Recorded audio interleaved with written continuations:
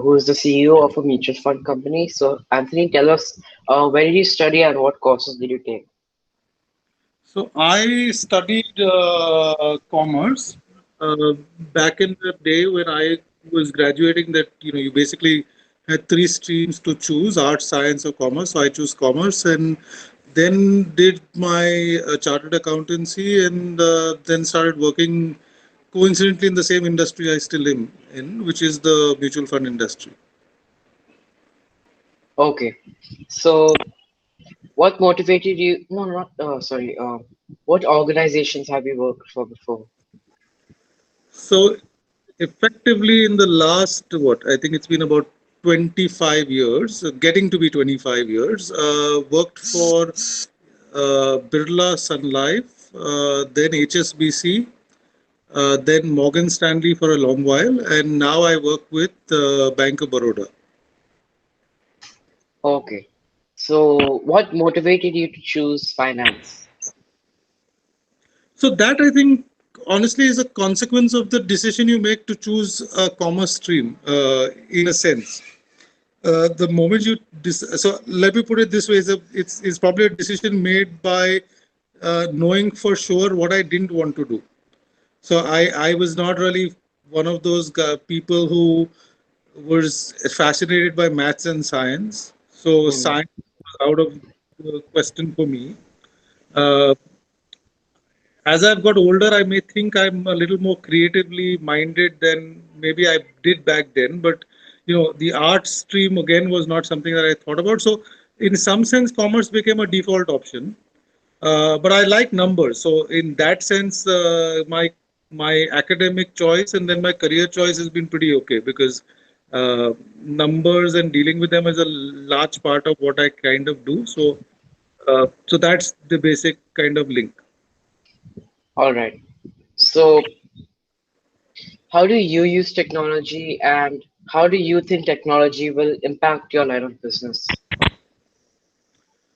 So, so there are a couple of ways I can answer that, right? Because number one, so let me explain to you what basically being in a mutual fund does. Is a basic mutual fund creates different kind of portfolios that people invest their money in, right? So we invest in companies. So to one extent, it is of deep interest to me to figure out how technology affects every company, right? Because we are buying stocks of those companies every day or selling stocks of those companies every day. So I have firstly a very specific professional interest in understanding how technology is a disruptor across the board for any industry. That's part number one. So part number two, our industry is a little unique in the sense that a lot of our client interactions uh, are in a way outsourced, but in the other way commoditized. So to a large degree, technology and the way the outsourced partners kind of use it is a very uniform practice in our industry. It's so can I put it if I put it differently, for us technology is not a differentiator in a sense, right? It's not like because I will adopt technology more and I think technology can affect parts of my business. To my mind, my peers believe that technology is extremely useful for all of us uniformly, and so we think that we will keep raising the bar in terms of how we use technology to basically run our business. So we are a very technology friendly industry for sure. Okay. So, what skills should someone have to succeed in your field? So uh, I my field employs people across different categories and functions, right? So their skills will differ. So a typical mutual fund has is typically defined as a three-legged stool. So there are guys who invest money, right? Because that's what we do.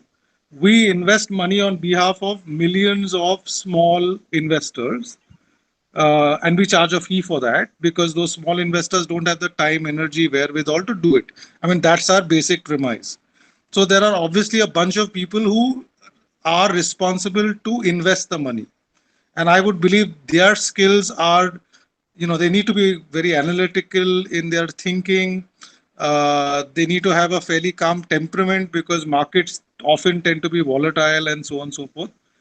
Then there are guys who are responsible to get the money. So there are a bunch of people who obviously invest the money, but you can only invest money that you have, right? So there's a bunch of people who are required to focus on getting the money. Those are sales and marketing folks. And the skills you would need to be a successful sales and marketing person are obviously very different from somebody who needs to be a fund manager, right? You would need to have much more, better social skills, an ability to, interact with people, stuff like that. And then the third part is, so there are people who get the money, there are people who invest it.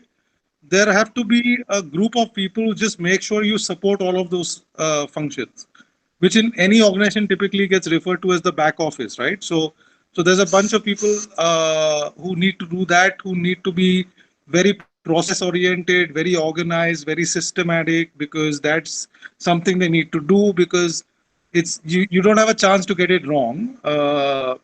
So if again I'll just summarize, there are three typical kind of large functional areas in the fund industry, and I would say the skills differ from each function to each function. Okay. So, any guidance for those who are looking to pursue a career in this line of business? So I so it's an extremely good career to be in. I will, one of the reasons I've been in this in the same industry for 25 years is because I genuinely like what I do. Because just very simply put, you're just at a very simple social level, while this job obviously pays reasonably well and so on and so forth. What are you doing? You're basically helping people who don't have the luxury of figuring out how to invest their money and create wealth. You're trying to help them do that, right? So if you Yeah. do that well, you're making a lot of difference to a lot of people. So I kind of get kicked personally with that. That's number one. Number two uh, is a bit of a, it's interesting that, I'm assuming this video is intended for a lot of young folks Yeah, to it kind is. you think about this, lots of disruption has happened in lots of industries, right? So the career that and as you probably know, you and me and your dad went to college together, right? So Yeah. the kind of career choices we thought about back then have changed substantially, right? Maybe, for example, in the 90s, the holy grail was to be an engineer. Today, you would question what kind of engineer you would be, and the kind of job opportunities for the engineering profession is not the same thing. The one thing which is universal, however, is what you did with how to make money is the same through in 1920, 1940, 1970, 1990, 2020. Right? Basically, there are some fundamentals about money that haven't changed. And the industry I'm in kind of works with that.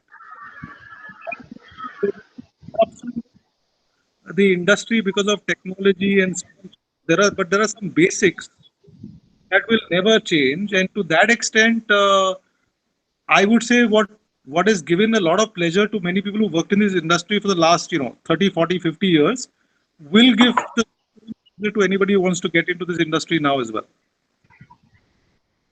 Okay. So, thank you, Anthony. Thank you for your help. Welcome.